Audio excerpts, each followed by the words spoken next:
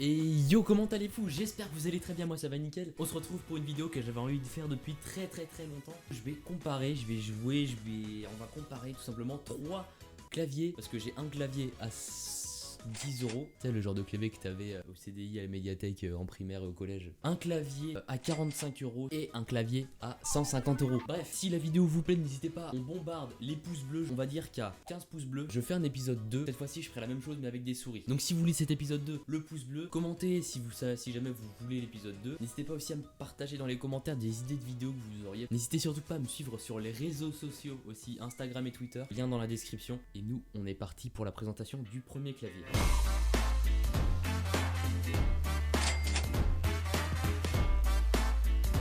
Le premier clavier, c'est celui-là, c'est le Dell KB212B. C'est le genre de clavier que t'avais au CDI, au collège. Tu sais, quand t'allais au CDI, t'avais ce genre de clavier. C'est un clavier filaire qui pèse 545 grammes et c'est clairement full du plastique, hein. C'est du plastique un peu de merde, bon voilà. Il y a des petits patins à l'arrière qu'on peut relever pour relever un peu le clavier. Donc voilà, j'ai pas beaucoup plus d'infos dessus parce que c'est un très vieux clavier et il se vend plus sur internet je crois, ou peut-être pas beaucoup, enfin bref. Après c'est pas non plus léger, c'est pas un poids plume tu vois, mais c'est pas lourd. Bien évidemment pas de rétroéclairage, hein, ça c'est évident. En tout cas nous on se retrouve in-game avec ce clavier à 10 euros.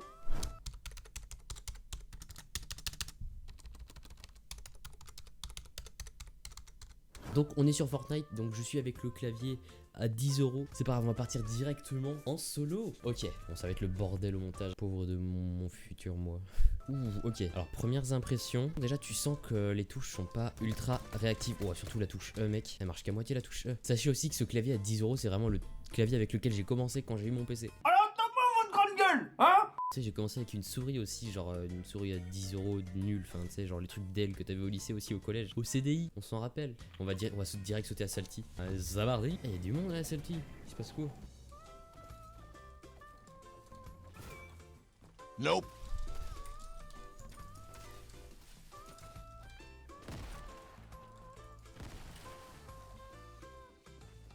Ah mais le relou.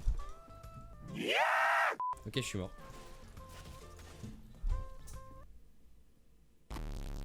On va dire que vous avez rien vu. Ok, deuxième game.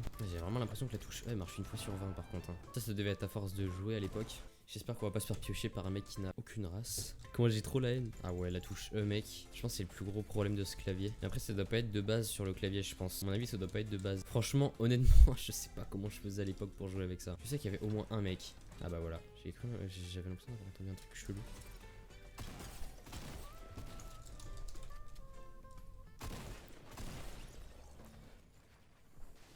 Il vient même vraiment me mettre un moins 150 avec son putain. Fin du premier clavier, on passe au deuxième.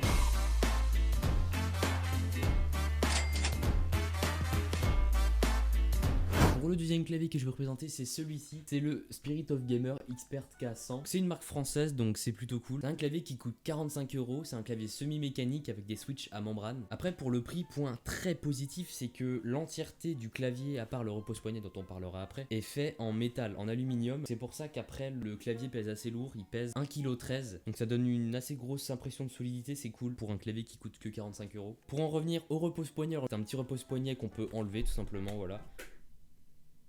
Je l'ai cassé. C'est un petit repose-poignet qu'on peut enlever, voilà, qu'on peut remettre. En fait, il y a des petits trous là, je sais pas si vous verrez bien. Voilà, il y a des petits trous. Donc on peut l'enlever, on peut le remettre. Enfin bref. Au fait, le repose-poignet est en plastique. Je sais plus si je l'ai dit. On a un rétroéclairage RGB de 7 couleurs qu'on peut changer en appuyant sur FN et la petite touche qui a le logo de la marque.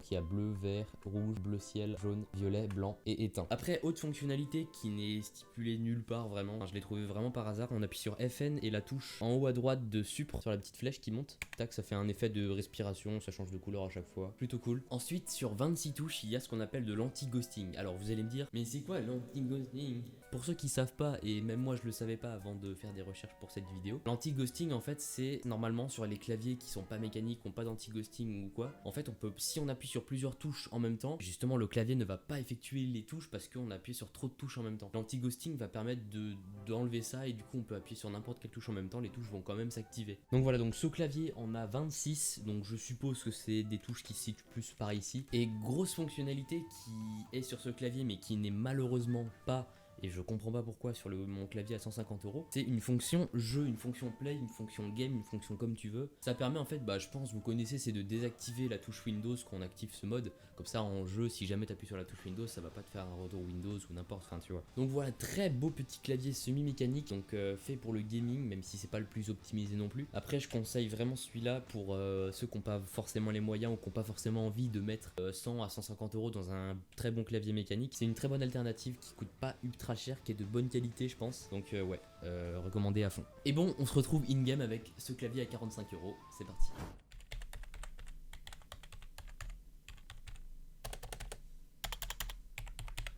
Tu sens déjà que c'est un peu plus réactif, c'est mieux quoi. Ok, tu sens que c'est ouais, c'est beaucoup mieux.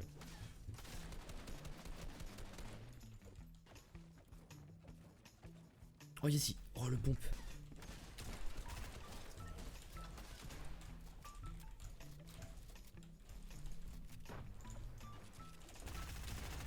Ah, je suis mort. Ah, j'ai le seum, j'avais le pompe, mais j'avais pas de vie, j'avais rien. Tant pis, on relance, on relance. En vrai, ouais, tu sens que c'est réactif, mais c'est pas non plus. Enfin, moi, après, je suis habitué à mon clavier mécanique, donc c'est normal que j'ai pas l'habitude. Mais un mec qui n'a jamais joué avec un clavier mécanique ou qui n'est pas habitué à un clavier mécanique, à un clavier semi-mécanique, ça fait largement, mais largement le taf, quoi. Ça fait bizarre de pas jouer avec son clavier habituel aussi. Genre, je suis un peu déstabilisé. Ouais, je suis comme tu dirais, habité par une sorte de libellule.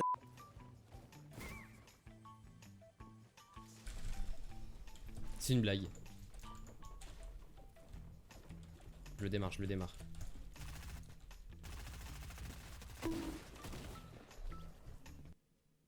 Excellent ce jeu, très bonne blague. Bon, en vrai je vais m'arrêter là pour ce clavier. On passe au dernier clavier.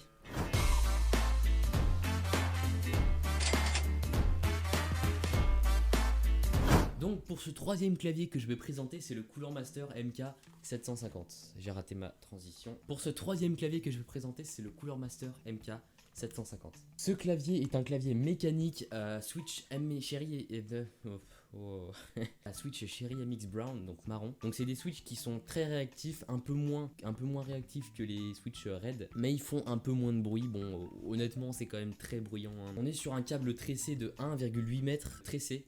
Et je l'ai déjà dit ça. On a un rétroéclairage LED RGB de 16,8 millions de couleurs. Tout le rétroéclairage est réglable à partir de l'application Cooler Master Portal. Donc voilà, on peut vraiment tout régler. Par exemple, là j'ai un effet de couleur circulaire RGB trop beau. J'ai aussi par exemple... Là par exemple j'ai fait un dégradé bleu-rose parce qu'on pouvait pas faire ça, voilà, je l'ai fait à la mano. Après bon, j'ai des couleurs statiques, enfin bref. On peut vraiment tout faire avec le rétroéclairage. Par exemple, pour vous dire, on peut jouer au Snake grâce au rétroéclairage du clavier. Genre vraiment tu peux te taper des games de Snake. Donc bien sûr c'est un clavier mécanique, donc il a un temps de réponse de 1 milliseconde. Et le taux de pression pour ce clavier, c'est, comme c'est des Switch marron, c'est 56 grammes. Donc ça veut dire en gros si tu poses un objet ou un petit poids sur la touche qui fait 56 grammes, et bah ça active la touche. Voilà.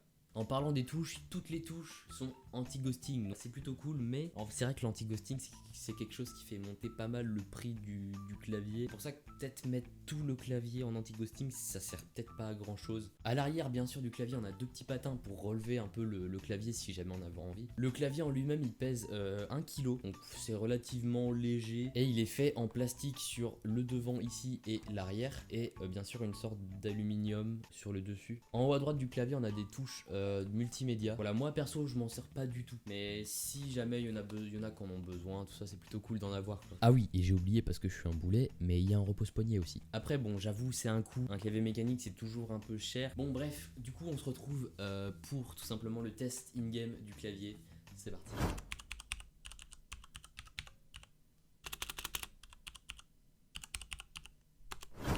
Donc on est sur Fortnite. Là je peux dire mon pote ça va chier des bulles hein. Ah là tu sens la réactivité. Ça fait plaisir. S'il y a encore un connard qui vient me voler mon coffre, je le tue même s'il m'a tué. Alors vous les petits potes. Voilà. Oh par contre. Oh je m'en doutais.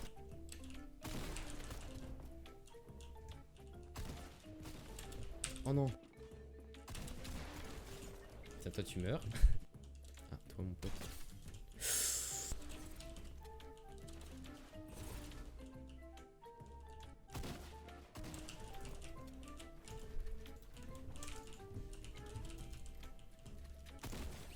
Voilà.